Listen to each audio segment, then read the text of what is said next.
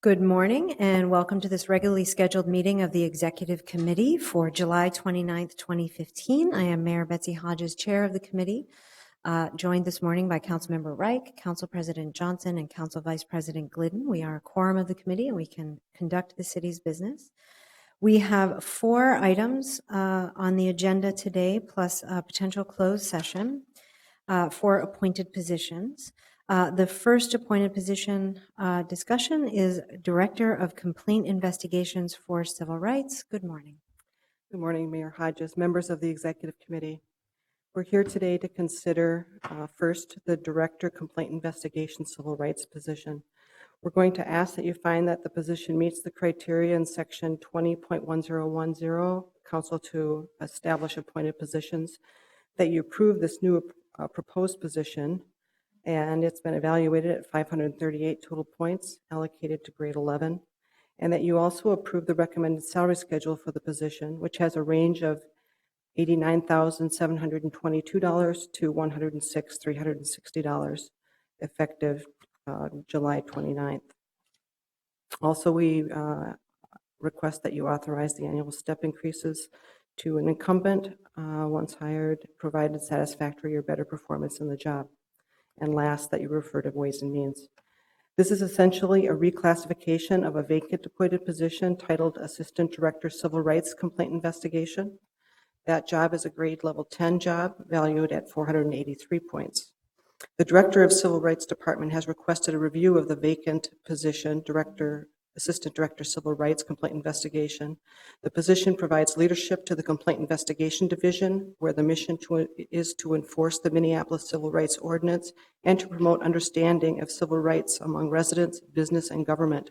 The new job has higher expectations for leadership and greater responsibility for the results of the Complaint Investigation Unit. To tell you more about what's expected of this future position is the Director of Civil Rights, Velma Corbel. Good morning, Ms. Corbel. Welcome.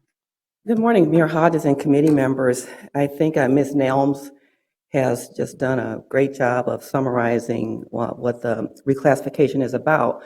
But it really was an opportunity for me when the position became vacant as a result of the resignation of the incumbent to do a scan, really of a quick scan of the environment based on my desire to bring a high quality leader into that position. And in just looking around the region at who might be available to fill that position, it was quickly apparent to me that we might need to do some sort of quick market survey of the job. And I talked to the Human Resources Department about doing that. In addition to the market survey, they thought it might be a good idea to really look at how the job had evolved over the last several years and do a position reclassification. So I then made the request. But the job has evolved significantly into one where this position is really the main leader of the Civil Rights Commission. And as the work of the Civil Rights Commission has become enhanced, so has the leadership requirement of this position. So my first thought when we started to reclassify this was to turn the position into one that required a law degree, and that the person would have to be at least have experience as a practicing attorney, because a lot of the Civil Rights Commission work now has started to go into doing contested case hearings, which is a lot different than the work that Civil Rights Commission has done in the past. And so this person is going to be really acting as sort of the senior legal person for the Civil Rights Commission's day-to-day work. Not to say that we still won't need the city attorney's resources in the work that we do, but there's a higher level requirement now for the person to have more of the legal background, the administrative hearing background, the ability to be able to really understand and converse with other lawyers who really are the ones that we deal directly with in the complaint investigations work that we do. So that really was the reason for the request for the reclassification. So just needing a high-level leader in the job and really looking at the way the work has evolved in the department and their need for a different kind of leader in the role. Great. Questions for Ms. Corbel? Council President Johnson. So, Madam Chair, thank you. When item C in our recommendation, it says authorizing annual step movement for the incumbent. Does that just mean generally we don't have an incumbent for this position, is what you're saying? Madam Mayor, that's what that means in Okay, general, because okay. the position is currently vacant. Right. Okay. Other questions for Ms. Corval? If not, I would move approval of the staff recommendation. Any discussion?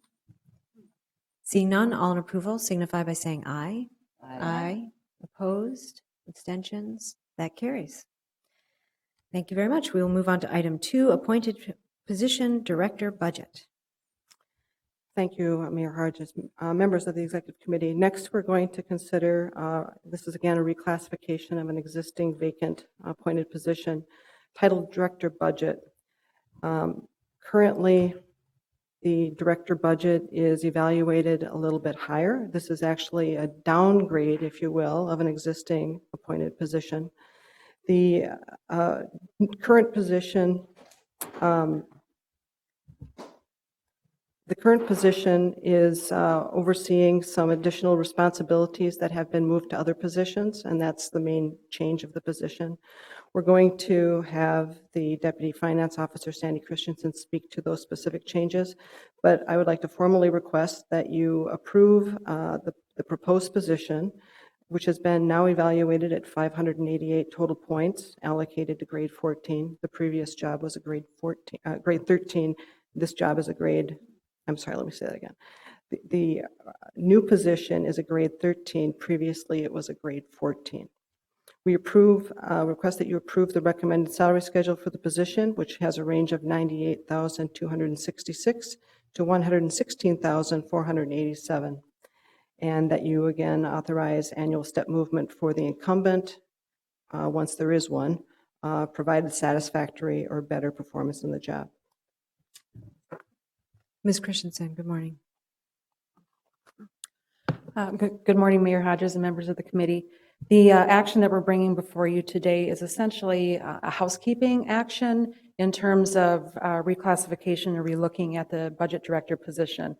In the previous iteration of this position, or I should say the current iteration of this position, a number of the responsibilities that are included in the existing description of the position were actually incorporated into the Deputy Finance Officer position, which is mine, when it was created several years ago. So what we're asking today is to reevaluate, relook at the responsibilities that would be retained in the budget director position, which then would result in a downgrade from a grade 14 to a grade 13, and provide for that position to be available to be filled in the near future.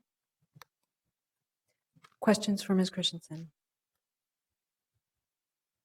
Seeing none, I will move approval of the staff recommendation and the referral to Ways and Means. Any discussion? Seeing none, all in approval, please signify by saying aye. Aye. Opposed? Abstentions? That carries. Thank you very much. Oh, Ms. Means, surprise. Item number 3, appointed position, Deputy Director, Information Technology Services. Mayor Hodges, members of the Executive Committee, I'm going to discuss the next 2 positions rather together because they're both in the Information Technology Department, and the reasons for their the action here today, or the request for action here today, are related. The first title is Deputy Director, Information Technology Services. It is an existing title in use in the department. Here we are asking you that you find that rather than a new position being created or a new job title being created, that you rather approve new positions within an existing title. And that evaluation of this job has been relooked at. It's 603 points. It remains in a grade 13 as it currently is. We approve that you recommend the salary schedule for the new positions, the additional positions within the title, which currently has a range of $112,604 to $133,485. Thus, we are not requesting any change to the salary for this title. There is currently one position in the appointed title, Deputy Director, Information Technology Services, and it is in use in the Managed Services unit. The title has authority to direct aspects of work across divisions in the department, operating under the level of Director Information Technology Services. The department is seeking to add 2 new positions to the title, broadening its application. The areas of responsibility which these 3 positions will then oversee include vendor management and contract services, the new service desk unit, and the collaboration and content management unit. The second title is Director Information Technology Services. This also is an existing title within the department. The title is evaluated at 638 total points and allocated to grade 14. The current range of pay for this title is $124,434 to $147,509. In 2001, the Director of Information Technology Service was established as a common title, director-level title, to oversee work performed within various major business lines of the department. Currently, there are 3 such positions. The areas that the existing positions oversee include business services, which includes project management, application support, and life cycle management, infrastructure services, enterprise solution services. The 2 proposed positions that will be added to the title will oversee information technology security services and business intelligence and data services. To tell you more about how these new positions within these titles, and also the work that the department is now going to be doing in the future, is the Chief Information Officer, Otto Dahl. Good morning, Mr. Dahl.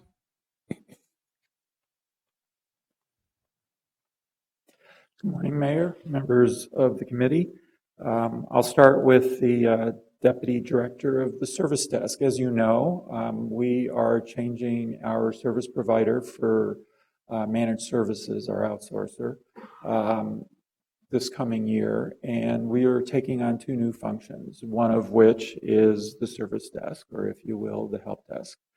And we are looking to create this unit, which we're in the process of standing up now to be ready for the first of the year, which is not only going to do the traditional break fix, help people get things taken care of, as well as answering questions, but we're looking for this area, this team, to be much more engaging with the workforce and their needs with technology.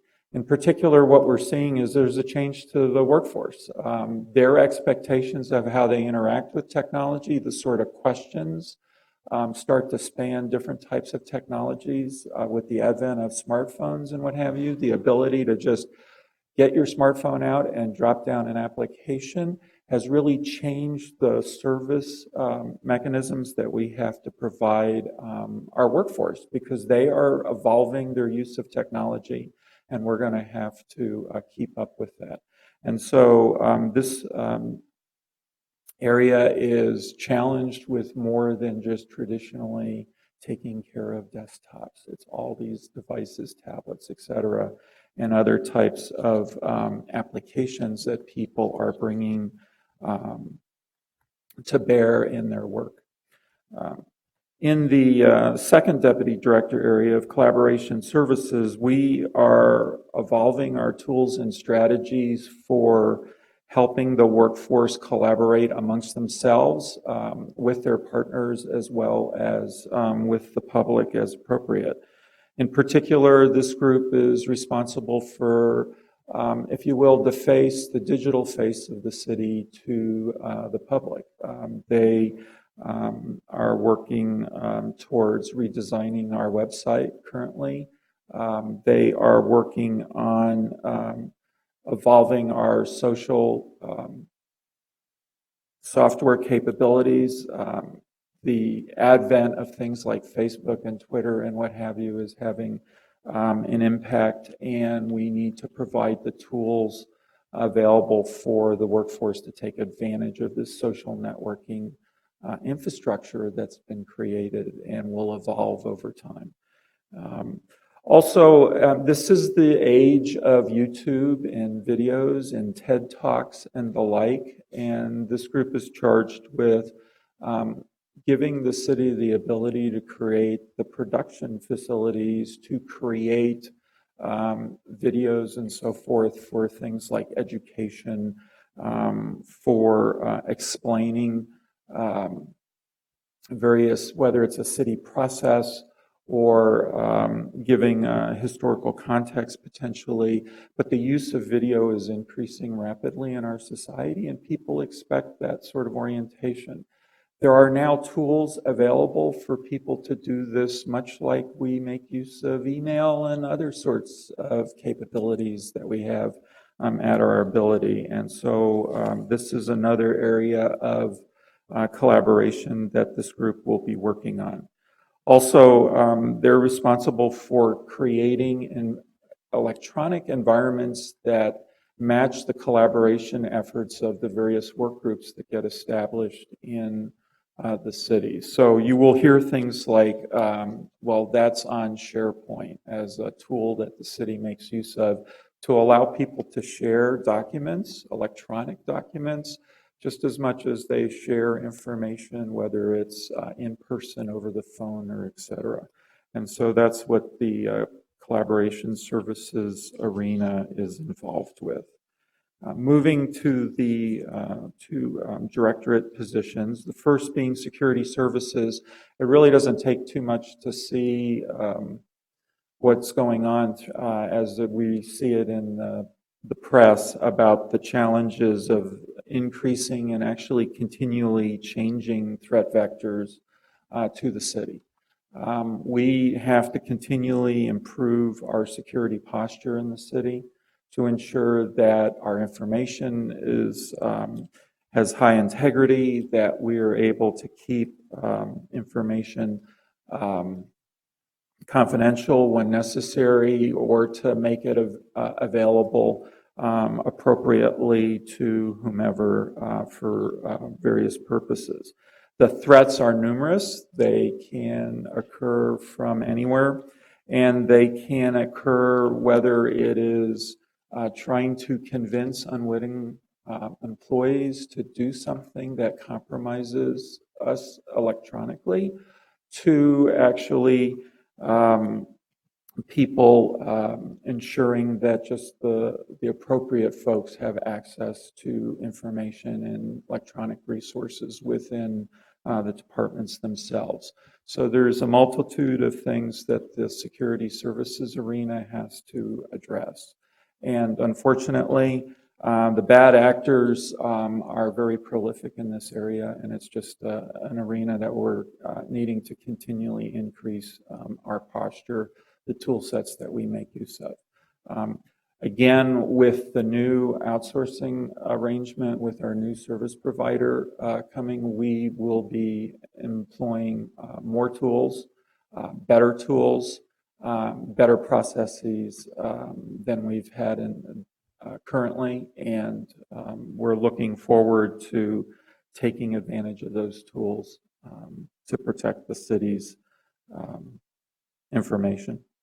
And then finally, there's the business intelligence and data services area. The director there is needing to deal with the increased demand for analytics from the departments, as well as ultimately supporting people trying to get evidence-based decision-making done in the departments. Folks are out there trying to really do this analysis, and often it's a self-service sort of thing. They want to be able to analyze information through the tools themselves, and they are moving, if you will, up a spectrum of analytics that are available to folks. We do an awful lot in the descriptive analytic world, have been for years with reports and graphs and dashboards and so forth. And we're moving more into predictive analytics, the ability to project where things are headed. And then ultimately the field has moved to even a higher level of analytics where prescriptions, or if you will, prescriptive analytics is allowing people to say, I want to get to this position or this capability, and I know I'm here. How do I get from here to there? And so the analytics field is evolving, and we need to keep up with it and to allow our workforce to take advantage of these techniques that are being created by our universities and by the vendor community out there. This area also has to deal with data visualization. Often it's one thing to have assessed and analyzed information. It's another to articulate that effectively to whoever it needs to be given to, and whoever needs to understand it. And so our ability to visualize information as new tools and capabilities come out, and again, a lot of this is self-service, we need to do that. This ultimately requires us to have more in the way of data governance. There's always lots of questions around the level of integrity of our information, the processes of not only who may have access to that information, but more importantly, an understanding of what that information actually represents.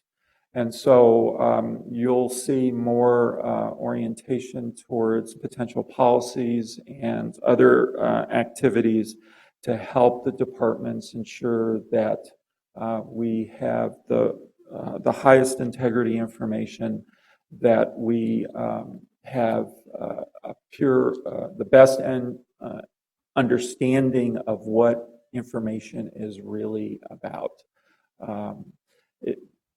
I can't say enough about the ability of people to truly understand what data truly represents. Interpretation of information is critical. And so between the integrity of information, being accurate, to understanding what it really represents are key ultimately to an effective data governance strategy. And that's what this area is dealing with. And so those are the four positions that we seek overall to be able to keep up with how technology is evolving and what's being made available to folks through the IT industry. Questions for Mr. Dahl? So just to be clear, we're being asked about two positions. Does that mean two categories in which there would be more than one person? There's the four that I mentioned are the four positions. So there's a person for each, and it's through two. I'm missing the word. Within each job title, there There's would be a two. designation. Usually it's shown just in parentheses because the title itself would be the same for the positions within the common title, but the relationship to the work that's being performed would be designated by a parenthetical nomenclature in a chart or in another reference. But in terms of what the evaluation has been and what it would show as in a salary schedule or such, it would just be the single common title. Got it. Questions? Seeing none, I will move the staff recommendation on both items 3 and 4, including a referral to the Ways and Means Committee. Discussion? Seeing none, all in approval, please signify by saying aye. Aye. Opposed, abstentions, that carries. The next item on our agenda is regarding labor negotiations to receive an update on labor issues. So we will repair to room 315 for potential closed meeting. So we will adjourn to room 315.